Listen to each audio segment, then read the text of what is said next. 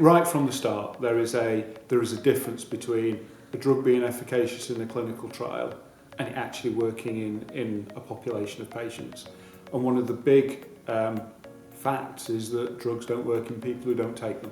I'm Matt Bonam. I head up a group within AstraZeneca who are focused on using digital health to improve outcomes for patients. I really dislike some of the terms that are like compliance. Compliance is a power relationship thing.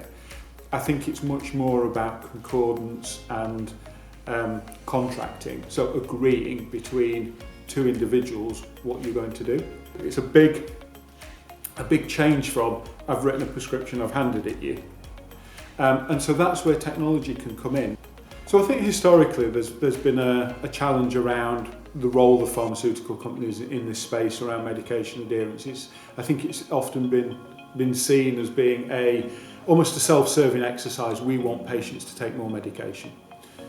The reality is that as we move forward now in most developed economies, that there is a move more towards outcomes-based contracting and value-based contracting for medication. So moving away from a situation where we get paid based on how many pills we sell to more of a situation where we're contracting around the outcomes that we're delivering to a population of patients.